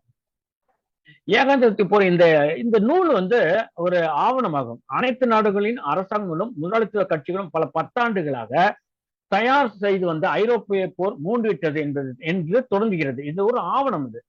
இது வந்து ஏகாதிபத்தியத்துக்கும் போருக்கும் இடையில் தொடர்புடைய பற்றி ஒரு ஆவணத்தை தயாரிக்கிறார். போல்ஸ் கட்சிக்காக தயாரிக்கப்பட்டார். அந்த ஆவணம் தான் இந்த நூலாக நாம் வந்து படிக்கின்றோம். இந்த நூல் வந்து போரின் உள்ளடக்கமாக லெனின் வந்து ஒன்றை சொல்லுகிறார். இது நம்ம மேல படிச்சதுதான் நமக்கு, அதனால்தான் இது ரெண்டாவது பார்த்தா சரியாக இருக்கும். தூத்து பார்ப்பது போல இந்த கட்டுரை இருப்பதனால் நம்ம இது கால வரிசையில் பின்னோக்கி நான் பார்க்கின்றோம். நிலப்பரப்பை கைப்பற்றுதல், பிற நாடுகளை அடிப்படை செய்தல், போட்டியிடும் நாடுகளை அழித்தல், அவர்களின் செல்வங்களை கொள்ளையடித்தல், ரஷ்யா, ஜெர்மனி, பிரிட்டன் மற்றும் பிற நாடுகளில் உள்ள உள்நாட்டு அரசியல் நெருக்கடியில் இருந்து உழைக்கும் மக்களின் கவனத்தை திசை திருப்புதல், அவர்களின் முன்னணி இயக்கத்தை வலுவிழக்க செய்தல் என்பதே இந்த போரின் உண்மையான உள்ளடக்கம் என்கிறார். இந்த வகுப்புல நம்ம இந்த ரெண்டு படைப்பின் மூலமாக நம்ம புரிந்து கொள்ள வேண்டியதுன்னா இதுதான் இருக்கிறது. அதாவது இந்த தேசிய வீரர் நம்ம பின்னால பார்க்க போறோம். இந்த உழைப்பாளர்களுடைய ஒற்றுமை குலைத்தல் என்பதும் நிலப்பரப்பை மறுபங்கீட்டுக்காக செய்கின்ற போரை வந்து மறைத்து இது தேசபக்தி போராக மாற்றுகிறார்கள். இந்த நம்முடைய இன்றைய வகுப்பில் அறிமுகம் செய்யும் போதே சிறப்பாக ஒரு சுருக்கமாக சாரமாக சொல்லியிருக்கிறார். அதன் அடிப்படை புரிதலிருந்து இந்த வகுப்பை கேட்டோம்னால் நிச்சயமாக அது சுருக்கமாக சிறப்பாகவும் அந்த அறிமுகம் நமக்கு இன்னைக்கு கொடுத்திருக்கார் தோழர் வந்து, நிச்சயமாக அதற்கு நன்றி சொல்ல வேண்டும். போராடும் நாடுகளின் ஒரு பிரிவுக்கு ஜெர்மன் முதலாளித்துவ வர்க்கம் வந்து தலைமை தாங்கியது. போருக்கான அப்படி தலைமை தாங்கிய அந்த ஜெர்மன் வர்க்கம் முதலாளித்துவ வர்க்கம் என்ன சொல்றேன்னா, போருக்கான காரணத்தை மட்டும் மறைத்து வேறு மாதிரி சொல்கிறது. இந்த போர் வந்து தாயகத்தையும் சுதந்திரத்தையும் நாகரிகத்தையும் பாதுகாப்பதற்கும் ஜாராட்சியால் ஒடுக்கப்படும் மக்களின் விடுதலைக்கும் பிற்போக்கான ஜாரட்சியத்தை அழிப்பதற்கும் போர் நடைபெறுவதாக கூறியது. இந்த கூற்றின் மூலம் ஜெர்மன் முதலாளித்துவம் தொழிலாளி வர்க்கத்தையும் பாடுபடும் மக்களையும் ஏமாற்றுகிறது. இதுதான் மேல சொன்னதுதான் அப்படியே வந்து சொல்றாரு. இது நோக்கமா இருக்கு. இந்த சுதந்திரத்தை காப்பதற்கு, தாயத்தை காப்பதற்கு, நாகரிகத்தை பாதுகாப்பதற்கு, ஜாராட்சியை ஒடுக்குவதற்கு என்று சொல்வது எல்லாமே பொய்யானதான். அவர்களுடைய உண்மையான நோக்கம் அது மட்டுமல்ல. நம்ம நிலையில் நம்ம புரிந்து கொள்ள வேண்டால் இதன் உண்மையான நோக்கம் வந்து உழைப்பாளர்களை பிளவுபடுத்துதான். போரிடும் நாடுகளில் மற்றொரு பிரிவு பிரிட்டிஷ் மற்றும் பிரெஞ்சு முதலாளித்துவ வர்க்கம் தலைமை தாங்கியது. போரில் ஈடுபடுவதற்கான காரணத்தை இந்த தலைமையும் உண்மைக்கு மாறாகவே கூறியது. அது என்ன சொன்னதுன்னு லெனின் சொல்றாரு. தமது நாடுகளை பாதுகாப்பதற்கும் சுதந்திரத்திற்கும் நாகரிகத்துக்குமாகவும் ஜெர்மன் நாட்டின் இராணுவத்திற்கும் அதன் கொடுங்கொன்மையையும் எதிர்த்து போராடுவதற்கும் இந்த போர் நடைபெறுவதாக கூறியது. உண்மை இந்த கூட்டு தொழிலாளர் வர்க்கத்தையும் உழைக்கும் மக்களையும் ஏமாற்றுவதற்கே ஆகும். போரில் ஈடுபட்டுள்ள நாடுகளின் முதலாளித்துவ வர்க்கம் தேசபக்தி என்கிற போர்வையில் தாங்களே பாராட்டிக் கொண்டது. இந்த போரில் இவ்வாறு தோழர் தொடக்கத்தில் சொன்னது பாரு, போர் வந்து எவ்வளவு சேதம் ஏற்படுத்துன்றதெல்லாம் நமக்கு தெரியும். ஆனா அவர்கள் இந்த போரில் இறங்கிவிட்டு இது ஒரு தேசபக்தி போர் என்று அவர்கள் தாங்களே பாராட்டிக் கொண்டனர். ஆனால் இங்க தேசபக்தி என்பது சொந்த நாட்டிலும் அந்நிய நாடுகளில் உள்ள முதலாளித்துவ வர்க்கத்தை எதிர்த்து நடத்த வேண்டிய உள்நாட்டு போரில் இருந்து பாட்டாளி வர்க்கத்தின் கவனத்தை திசை திருப்புவதற்கே ஆகும். அதாவது அகிலம் கூறப்பட்ட இந்த போர் நிகழ்மாலை ஒரு உலகப் போர் யுத்தம் ஒன்று உலகப் போர் நேருமாயின் அந்த போரை உள்நாட்டு போராக மாற்ற வேண்டும் என்பது அகிலத்தின் முடிவாக இருந்தது. ஆனா அந்த முடிவை நிச்சயமாக அது வெளிப்படையாக தெரிந்து கொண்டுதான் இந்த தெரிந்து கொண்ட இந்த ஏகாதிபத்தியம் என்ன சொன்ன, இது தேசபக்தி போர், இது வந்து நாடுபிடி போர் அல்ல, இது ஒரு தேசபக்தி போர். அந்த நாள் இந்த போரை எதிர்ப்பவர்கள் தான் தேசத்தை தேச விரோதிகள் என்ற வகையில் தேசபக்தி தூக்கி பிடித்தது. அந்த தூக்கி பிடித்ததற்கு இணையான போன பல தலைவர்கள், பெருந்தலைவர்கள், பல தலைவர்கள்லாம் கிடையாது, பெரும்பான்மையான தலைவர்கள் வந்து இணையானவர்கள் என்பதுதான் வந்து முக்கியமான ஒன்றாக இருக்கிறது. தொழிலாளர்களையும் பிளவுபடுத்தி அவர்களை ஒருவருக்கொருவர் எதிராக போரிட வைப்பதே முதலாளித்துவ வர்க்கத்தின் உள்நோக்கமாக இருக்கிறது. இந்த உள்நோக்கத்தை உணர்ந்து தொழிலாளி வர்க்கம் அனைத்து நாடுகளில் உள்ள கற்றற்ற தேசிய வெறி எதிர்த்து பாதுகாத்துக் கொள்வதை தமது மிக அவசரமான கடமையாக கருத வேண்டும் என்று லெனின் கூறார். லெனின் வந்து போர் வருகின்ற காலத்திலே நாம் எவ்வாறு கவனம் செலுத்த வேண்டும் எச்சரிக்கையோடு தான் நிறைய எழுதியிருக்காரு, அகிலத்தில் பேசியிருக்காரு. இருந்தாலும் ஒரு பெரும் தீங்காக போல்ஷிக் கட்சி மட்டும்தான் இதுல பின்பற்றி அந்த அகிலத்தின் கருத்தின்படி சென்றழித்து வர பெரும்பான்மையான கட்சிகள் அந்த கருத்துக்கு எதிராக முதலாளித்துவ தேசிய வெறிக்கு ஆட்பட்டு விட்டது. வர்க்க உணர்வுடைய தொழிலாளர்கள் இந்த கடமை கைவிடுவார்களானால் அவர்கள் தமது சோசியலிச விருப்பத்தை கைவிடுவது ஒரு பருவம் இருக்க சுதந்திரம் ஜனநாயகத்திற்கான விருப்பங்களையும் துறந்தவர்களாவர் என்று லெனின் எச்சரிக்கிறார். இது வந்து இது மாதிரியான நேரத்துல வந்து ரொம்ப தப்பான புரிதல் போனார். எவ்வளவு வெறுமனே இன்றைய நிலைமைக்கான மட்டுமல்ல, ஒரு தொடர்ந்தவராக ஜனநாயக ரீதியாக வளர்ந்து வந்தது, அந்த ஜனநாயகத்தை இழந்து விடுவோம், சுதந்திரத்தை இழந்து விடுவோம் என்று ரொம்ப எச்சரிக்கையெல்லாம் கொடுத்திருக்காரு. இந்த எச்சரிக்கை 1914ஆம் ஆண்டை கொடுக்கப்பட்டது. இருந்தாலும் முழுமையாக உலகப் போர் ஏற்படுகின்ற நேரத்தில் அகிலத்தில் உள்ள பெரும் தலைவர்கள் இந்த கருத்துக்கு மாறாகவே செயல்பட்டனர். இந்த எச்சரிக்கை லெனின் கோபத்தோடு தான் கூறியுள்ளார். அதற்கு காரணம் என்னவென்றால், முன்னணி ஐரோப்பிய நாடுகளின் சோசியலிஸ்ட் கட்சிகள் இந்த கடமை நிறைவேற்ற தவறிவிட்டன. இதனை லெனின் ஏமாற்றத்துடன் பதிவு செய்கிறேன் என்று சொல்லிவிட்டு தான் எழுதியிருக்கிறார். குறிப்பாக ஜெர்மனிய கட்சி தலைவர்களின் நடத்தையானது சோசியலிச குறிக்கோளுக்கு செய்யும் அப்பட்டமான துரோகம் என்கிறார் லெனின். இரண்டாம் அகிலத்தில் உள்ள பெரும்பான்மையான தலைவர்கள் சோசியலிசத்துக்கு துரோகம் இழைத்துவிட்டு உள்நாட்டு தேசிய வெறிக்கு இரையாகி போனார்கள். இந்த நாடுகளில் உள்ள தொழிலாளர் கட்சிகள் அரசாங்கத்தின் போர் நடவடிக்கையை எதிர்க்காமல் தமது நிலையினை ஏகாதிபத்திய அரசுகள் நிலையோடு ஒன்றுபடுத்தி, அதாவது இணைத்துக் கொண்டது. சோசியலிச கண்ணோட்டத்துக்கு மாறாக ஏகாதிபத்திய கருத்தத்தை தொழிலாளர் கட்சிகள் ஏற்றுக்கொண்டது. சொந்த நாடுகளின் முதலாளித்துவ வர்க்கத்தின் தேசிய வெறி முழக்கத்தை வலியுறுத்தியும் போரை நியாயப்படுத்தியும் போரை ஆதரித்து போரிடும் நாடுகளின் முதலாளித்துவ அரசாங்கங்களை சேர்ந்து கொண்டு அகிலத்தின் தலைவர்கள் சோசியலிசத்திற்கு எதிராக நம்பிக்கை துரோகம் செய்தார்கள். இந்த நிலைக்கு ஜெர்மன் தலைவர்களே பொறுப்பு என்கிறார் லெனின். இவர்கள் தான் இரண்டாம் அகிலத்தில் வலிமை வாய்ந்த செல்வாக்கு பெற்ற தலைவர்கள். இதெல்லாம் காம்ஸ்கிலாம் மனசுக்குள்ள வச்சுட்டு தான் சொல்றாரு. அதாவது இந்த இவர்களெல்லாம் பிரபலமானவர்கள், பெருந்தலைவர்கள், லெனினுடைய சீனியரா இருந்திருக்காங்க, மூத்தவர்களாக இருந்திருக்கிறாங்க. அப்படி இருந்தும் இந்த மாதிரியான ஒரு மூத்த தலைவர்கள் தவறு செய்தால் கண்டிப்பாக அதை பின்னால இருக்கக்கூடிய தலைவர் எல்லாருமே பாதிக்கும் இல்ல, பாதித்ததை நம்ம அனுபவ ரீதியாக கண்டிருக்கோம். அதனால கோபப்பட்டு தான் இது மாதிரி இடத்துல வந்து அவர் கோபப்பட்டு தான் எழுதியிருக்கார். தாவஸ்கி தனி கட்டுரை எழுதியதும் மிகவும் கோபப்பட்டு தான் எழுதியிருக்கார் என்பதை நாம் வந்து அந்த வகுப்புல நம்ம கண்டிப்பாக பார்க்கலாம். ருஷ்ய கம்யூனிஸ்ட் கட்சி மட்டுமே சோசியலிச கடமையை புரிந்து ஏற்றுக்கொண்டு செயல்பட்டது. இந்த அகிலத்தில் கூறப்பட்ட வகுத்துரைக்கப்பட்ட அந்த போரின் விளைவாக நாம் என்ன செய்ய வேண்டிய முடிவுக்கு படி பின்பற்றியது என்று சொன்னால் அது லெனின் தலைமை தாங்கிய ருஷ்ய கம்யூனிஸ்ட் கட்சி மட்டுமா? ருஷ்யாவில் சட்ட வழியிலான பத்திரிகைகள் ஜார் அரசால் அடக்கப்பட்டன, தொழிலாளி வர்க்க சங்கங்கள் கலைக்கப்பட்டன, பெரும்பான்மையான கட்சி தோழர்கள் கைது செய்யப்பட்டனர். பல தியாகங்களை சந்தித்த ருஷ்ய கம்யூனிஸ்ட் கட்சி மட்டுமே தமது சோசியலிஸ்ட் கடமையை தியாகத்துடன் அன்று செய்து கட்டியது. அதுவும் கடுமையான நிலைமையில இருந்தது, அதோட எளிமையான நிலைமையெல்லாம் இல்ல, ரொம்ப மோசமான.